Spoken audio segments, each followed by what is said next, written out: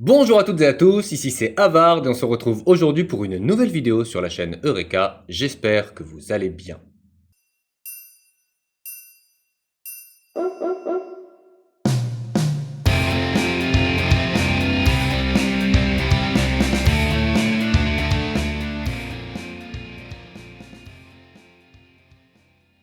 Vous commencez à le savoir maintenant, d'autant que la chaîne fête officieusement ses 6 mois d'existence.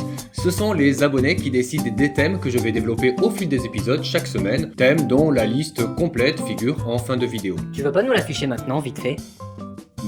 Pas bon pour le watch time, ça. Bon, ok, je vous la dévoile, mais restez bien jusqu'à la fin quand même s'il vous plaît, en plus il y a peut-être une petite surprise qui s'y cache. Et là, je suis revenu pas mal en arrière pour obéir à un commentaire qui me demande un thème en particulier et même un sujet bien précis à travers ce thème. D'ailleurs, pour celles et ceux d'entre vous qui ont vu la vidéo sur la légende de Jack Sparrow, j'avais déjà glissé à l'intérieur quelques petits indices subtils sur le thème de la vidéo d'aujourd'hui. Et puis, les animaux insolites, ça n'a jamais été mon truc, ça se saurait. Il finit par lâcher un animal insolite qui est beaucoup trop répugnant pour qu'on en parle dans un épisode sur ce thème, le kraken. Vous l'aurez compris, ce sujet était sur la liste des épisodes que je voulais tourner depuis très longtemps. Alors on y va, c'est parti et bonne vidéo. T'es allé nous le chercher dans les profondeurs, celui-là? Un humour d'un niveau abyssal. Ok, j'ai compris, vous faites des jeux de mots par rapport au thème de l'épisode d'aujourd'hui. Quel thème? Quel épisode? Laissez tomber, envoyez le générique.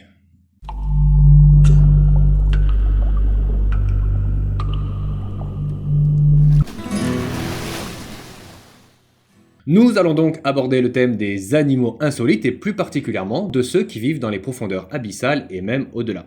Parce qu'on parle souvent des hauts sommets et du défi que représente leur ascension, Inoxtag si tu nous regardes, Aucune chance que ça arrive. mais les profondeurs des océans nous réservent aussi des défis insurmontables et qui pourtant ont été relevés par les êtres vivants qui y résident.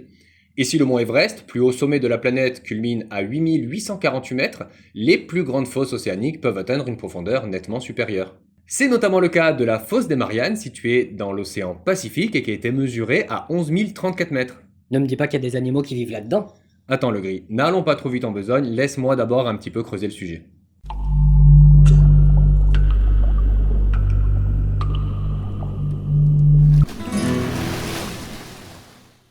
Il faut savoir que l'on connaît mieux les astres du système solaire que nos propres océans.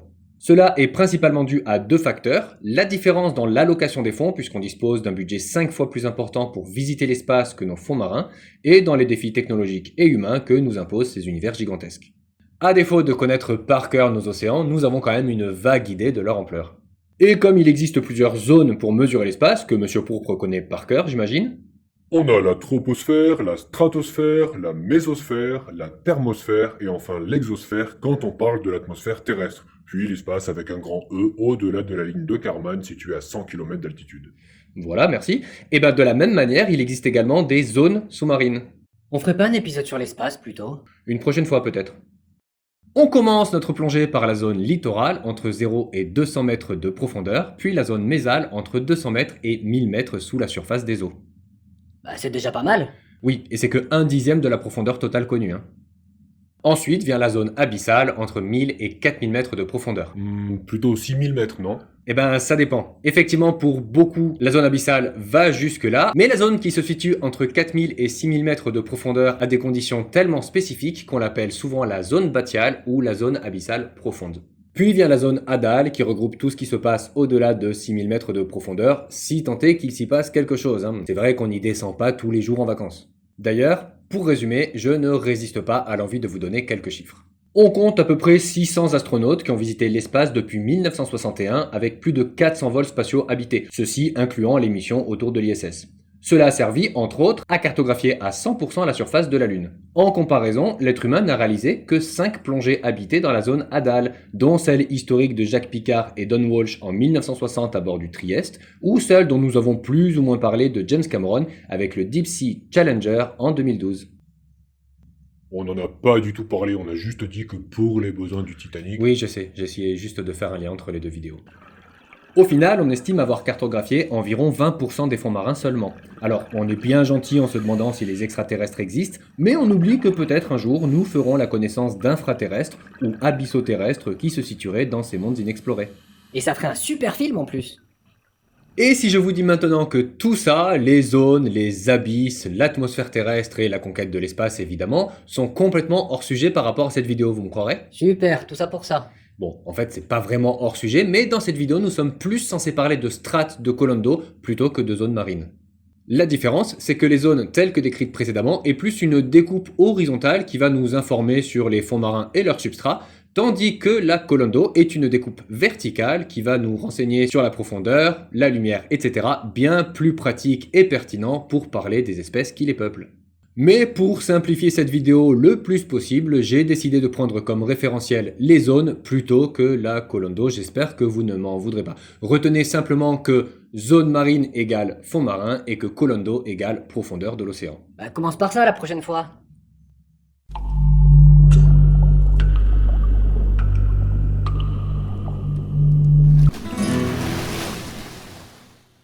Je pourrais vous parler de plusieurs créatures qui vivent sous l'eau, dont notamment l'une de mes préférées qui est l'axolotl.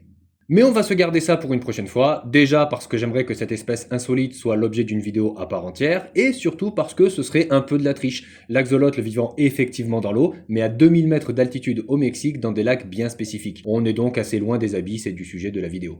Nous allons donc commencer notre plongée par un animal plus commun, j'ai nommé le pagure. Et si le nom ne vous dit rien, ça ne veut pas dire que vous ne l'avez jamais croisé, mais vous le connaissez peut-être mieux sous le nom de Bernard l'Ermite. Le pagure est un décapode, littéralement animal à 10 pattes, et si son exosquelette protège bien sa tête et son thorax, son abdomen est complètement vulnérable, raison pour laquelle il voue sa vie à la recherche de coquilles vides dont il change à mesure que son corps grandit. Un peu comme les humains finalement. Si on veut, oui. Et lorsque notre Bernard l'Ermite ne trouve pas de coquilles, il peut tout à fait vivre sous des débris marins, des capsules de bouteilles ou même des morceaux de plastique. Les pagures se trouvent dans les zones littorales ou mésales et peuvent vivre jusqu'à 15 ans. Ils peuvent même entrer en symbiose avec d'autres espèces comme certaines anémones de mer qui viennent se fixer sur leurs coquilles. Tu n'expliques pas ce qu'est une symbiose? Non, je comptais dire qu'on en avait déjà parlé dans un épisode sur les animaux insolites qui concerne celui des espèces eusociales, mais bon, tu m'as un peu gâché mon effet. Du coup, oui, la symbiose est une relation mutuelle entre deux espèces. Dans le cas présent, le Bernard l'Ermite profite de l'effet dissuasif de l'anémone de mer face à ses prédateurs, tandis que celle-ci profite d'un taxi gratos et des restes de nourriture de son hôte. Il est trop sympa Bébert. Et même si le fait de squatter des coquillages ou de transporter des anémones de mer sur son dos est assez insolite, le pagure paraît très commun par rapport à l'animal dont nous allons parler maintenant. Il s'agit du poisson-grenouille, mais comme cette appellation vernaculaire désigne deux espèces différentes, je suis obligé de préciser. Ce nom désigne d'abord le périophthalme, un poisson amphibien qui mesure entre 5 et 25 cm et dont la longévité est estimée entre 5 et 10 ans dans son milieu naturel. On le trouve dans les régions tropicales et subtropicales, en zone littorale, souvent dans les mangroves ou certains marais côtiers. Ce poisson a plusieurs particularités, la première étant son mode de vie entre la terre et l'eau, milieu dans lesquels il n'éprouve aucune difficulté puisqu'il peut respirer sur terre grâce à sa peau humide et les membranes de sa bouche, et sous l'eau grâce à ses branchies. De même, il peut se déplacer avec ses nageoires pectorales soit en marchant avec sur terre, soit en nageant dans l'eau. La seconde lui a carrément donné son nom. Péri se traduit par autour d'eux et ophtalmos désignant les yeux. Le périophtalme possède deux yeux exorbités au-dessus de sa tête qui lui offrent une vue à 360 degrés et qu'il peut bouger indépendamment à la manière d'un caméléon. Il doit cependant les humidifier régulièrement en les rentrant dans leurs orbites remplies d'eau. Enfin, le périophtalme est une espèce territoriale qui creuse des terriers dans la vase en l'excavant à l'aide de sa grande bouche qui fait office de pelle et de benne. Ces trous lui servent de nid où il pond des œufs et gare aux voisins qui tenteraient de lui piquer sa piole, le périophthalme se défend bec et ongle, enfin bouche et nageoire. Le terme poisson-grenouille désigne également les antennaires, des poissons fascinants grâce à leur forme de mimétisme. Leur peau n'est pas tapissée d'écailles mais couverte par un super déguisement fait de filaments ou autres protubérances qui le font ressembler à des coraux ou des rochers sous-marins pour tromper ses prédateurs. L'antennaire vit également dans des régions tropicales et subtropicales à proximité des récifs et à environ 100 mètres de profondeur. Il possède un ilicium, sorte de canne à pêche équipé d'un leurre pour attirer ses proies qu'il gobe à la vitesse de l'éclair lorsqu'elles ont le malheur de s'approcher d'un peu trop près. Tout comme le périophtalme, l'antennaire se déplace sur le fond marin grâce à ses nageoires pectorales, ce qui s'apparente plus à une marche qu'à une réelle nage. Sa bouche est également un point commun avec son homonyme, puisque celle de l'antennaire, même si elle n'aide pas à creuser des trous, est tellement extensible qu'elle peut avaler des proies d'une taille équivalente à celle de l'antennaire. Bonjour la digestion. On va plonger un peu plus bas pour découvrir notre nouvel animal insolite qui se situe sur la zone mésale entre 200 et 1000 mètres de profondeur. Bien qu'il n'ait été que rarement observé et justement pour ça, il a tendance à fasciner bon nombre de personnes dont je fais partie. Le régalec ou roi des harengs est un poisson osseux doté d'un corps longiligne comme celui d'un serpent. Bien qu'on estime sa taille moyenne entre 3 et 5 mètres, on a déjà observé des spécimens de 11 mètres de longueur et même possiblement de 17 mètres, bien que ce dernier n'ait pas formellement été identifié. Celui de 11 mètres faisait déjà 272 kilos, donc déjà pas mal comme record. Non mais regardez, il est pas beau, avec sa nageoire dorsale rouge qui fait comme une crête, ses nageoires ventrales qui se balancent au gré du remous, son corps argenté, sa bouche fine, on dirait pas un dragon franchement. Dans la catégorie insolite, en plus de sa taille, on peut évoquer sa méthode de déplacement, qui consiste en une nage verticale, son mode alimentaire proche de celui des baleines avec filtration de l'eau pour manger le krill et autres zooplanctons, et sa propension à pratiquer l'autotomie. La quoi? Il s'agit de la possibilité de s'automutiler en se coupant la queue, comme les lézards. Ils le font principalement pour fuir un prédateur, mais on estime que l'autotomie peut être pratiquée spontanément chez ce poisson lorsque les denrées alimentaires se raréfient par exemple, pour éviter d'avoir un trop grand corps à nourrir. Ce serait pour ça que l'ensemble de ses organes vitaux sont situés dans la partie supérieure du corps et qu'il n'a pas de crête au niveau de la queue. C'est au régalec et surtout à sa rareté d'observation que l'on doit la plupart des mythes et légendes sur les serpents de mer géants. Finalement, on a trouvé pas mal de choses à dire pour un poisson dont on sait peu de choses. Prochain animal insolite, la myxine. Et avant de voir quelles sont ses particularités, voyons à quel type de bestiole nous avons affaire. La myxine est un animal à la forme d'anguille dont la taille varie entre 25 et 40 cm, les femelles étant un peu plus longues que les mâles. De toute façon, c'est pas la taille qui compte. Oui, enfin, il n'y a que les mâles qui disent ça généralement. Le bleu, chaîne YouTube, tout public. Bah, et alors, je parle de poiscaille, c'est à la portée de tout le monde. Cet animal se trouve sur la zone littorale et mésale, entre 20 et 1000 mètres de profondeur, et un peu partout dans les eaux salées, de l'Atlantique au Pacifique, principalement sur les fonds vaseux.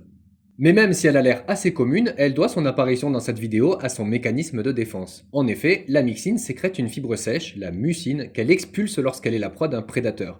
Cette substance réagit immédiatement au contact de l'eau pour donner une matière visqueuse et fibreuse comparée à du mucus. Le prédateur, gêné et asphyxié par ce gel qui tapisse sa bouche et ses branchies, se voit obligé de recracher sa proie et de filer le plus loin possible. C'est drôle que tu emploies le terme filet. En fait j'ai un peu fait exprès pour enchaîner, mais j'ai l'impression que tu vas me voler la vedette. Une équipe de chercheurs de l'université de Guelph au Canada a étudié la fibre de la myxine et a estimé qu'elle pourrait être le tissu du futur, aussi résistant que du Kevlar, inodore, colorable et biodégradable, et complètement naturel. Ah ouais, c'est bien ce que je disais, tu m'as volé la vedette. Bon, la myxine est en voie d'extinction et son élevage est interdit, donc ce ne sera pas pour demain. Mais en même temps, je me dis que justement, si on autorisait l'élevage de cet animal et que l'on encadrait strictement cet élevage pour éviter les dérives de la grande consommation, peut-être que ça permettrait à la myxine de sortir de son état d'extinction. Qu'est-ce que vous en pensez, vous ? Allez, on retient son souffle et on plonge encore plus en profondeur pour atteindre les abysses pour notre prochain animal insolite qui vit entre 500 et 3000 mètres de profondeur, j'ai nommé la chimère. Bien que ce ne soit pas l'animal le plus insolite de cette vidéo, je voulais qu'il en fasse partie pour plusieurs raisons, la première étant son nom. La chimère, ça évoque de suite le fantastique, les créatures de légende, puisque ce nom est aussi celui que l'on donne aux monstres imaginaires à tête de lion et à queue de dragon dans la mythologie grecque. L'autre raison est que la chimère est un lointain cousin du requin dont elle a divergé il y a 400 millions d'années, mais avec lequel elle partage toujours certains traits communs, comme par exemple sa taille, puisqu'elle peut atteindre une longueur de 2 mètres. Et si elle n'a pas la même mâchoire qu'un grand requin blanc, elle dispose quand même d'un aiguillon venimeux sur son aileron dorsal. Et puis la chimère, c'est beau. Évidemment, il s'agit d'un sous-ordre qui contient 52 espèces vivantes différentes, alors on peut pas généraliser, mais ce poisson est vraiment beau, et c'est assez rare à ses profondeurs. Les abysses, en plus de manquer cruellement de lumière, ont une pression complètement folle. Ces deux obstacles réunis font que de très nombreuses espèces animales qui y résident n'ont pas vraiment de couleur ni même de forme. Bon, et la dernière raison, c'est qu'il est très difficile pour moi de vous parler d'espèces qui vivent à de telles profondeurs, puisque, comme dit précédemment, on n'y va pas trop souvent, donc on n'en connaît pas tant que ça. Mais cela ne m'empêche pas de vous parler du poisson qui détient le record d'observation en profondeur, le Pseudoliparis, ou limace des mers, dont un spécimen a été aperçu à 8130 mètres sous la surface. La vache! Enfin, le poisson! Comme nous l'avons vu avec la chimère, vivre à de telles profondeurs nécessite de relever des défis de taille comme l'absence de lumière, et c'est la raison pour laquelle le Pseudoliparis a la peau grisâtre ou même transparente et des yeux minuscules. Son véritable organe sensoriel se situe autour de sa bouche et est composé de barbillons qui captent les vibrations de l'eau pour repérer ses proies. Et le fait que ce soit un prédateur est déjà assez insolite en soi, puisque à ces profondeurs-là, beaucoup d'espèces vivantes pratiquent simplement la nécrophagie pour survivre. C'est le cas par exemple des holoturies, aussi appelées concombres de mer. Ouais, ça fait quand même profond pour se faire une salade. De ce qu'on en sait, les concombres de mer constituent 50% des formes vivantes passées 4000 mètres et deviennent même 90% de la biomasse abyssale une fois le palier des 8000 mètres atteint. Certains elpididés, appelés cochons de mer, se retrouvent à plus de 9500 mètres et certains myriotrocous ont été observés à une profondeur de plus de 10 000 mètres. A noter que les holoturies ne sont pas uniquement détritivores ou nécrophages, puisque certaines se nourrissent également de plancton. Et bien qu'il existe une immense variété de concombres de mer, leur principal trait commun est la forme de leur corps, mou et cylindrique, qui leur ont donné l'appellation qui rappelle nos cucurbitacées. Mais pour autant, il existe tellement d'espèces différentes que vous aurez certainement votre préféré. De l'holoturie ensablée que l'on retrouve en mer Méditerranée jusqu'à la Synapta maculata et sa forme de serpent, en passant par l'holoturie ananas, dont les épines dorsales rappellent en forme et en couleur le fruit dont elle a pris le nom. Et si on parle d'espèces esthétiques, ce qui encore une fois est une gageure à de telles profondeurs, on peut faire mention des crinoïdes. Encore une fois présents à des profondeurs très variées, certains spécimens ont été observés dans les abysses, notamment les crinoïdes à tiges de la famille des Bathycrinidés, que l'on a filmés entre 8175 et 9050 mètres de profondeur. Je croyais que le record était détenu par le poisson escargot. Non, le poisson limace, tu confonds avec le Bernard l'ermite. Eh bien oui, il détient le record du poisson observé à la plus grande profondeur, mais le crinoïde n'est pas un poisson. Et si dans les abysses, chaque forme de vie peut être considérée comme insolite, les crinoïdes se distinguent de nombre de ses voisins de palier par son apparence majestueuse qui oscille entre l'animal et le végétal. À les observer, on pourrait autant les qualifier de pieuvres que d'algues flottantes, et le mouvement de leurs bras flexibles a quelque chose d'envoûtant, d'hypnotisant même.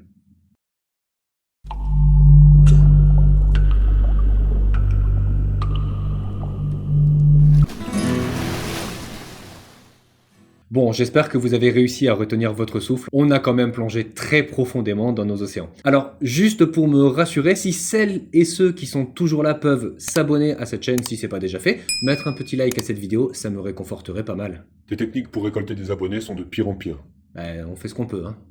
Nous n'avons fait qu'effleurer la biodiversité de nos océans et n'avons même pas parlé de calmars géants qui vivent en zone mésale, 500 mètres sous la surface, ni de requins comme celui qui hante nos mers depuis 80 millions d'années, le requin lézard évoluant aussi en zone mésale, ni même encore du sélacanthe, le fameux poisson fossile dont vous avez sûrement déjà entendu parler.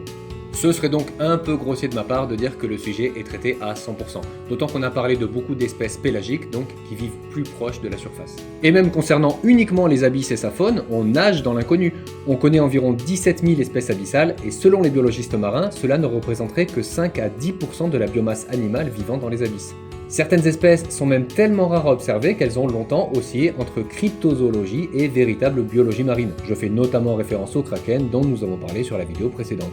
Et dont tu avais dit que tu ne parlerais pas dans un épisode sur les animaux insolites. Bah ça tombe bien, on n'en a pas parlé. Si vous souhaitez un épisode 2 sur les créatures sous-marines ou même un épisode consacré aux créatures imaginaires du genre Loch Ness ou serpent de mer géant, n'hésitez pas à me le dire en commentaire.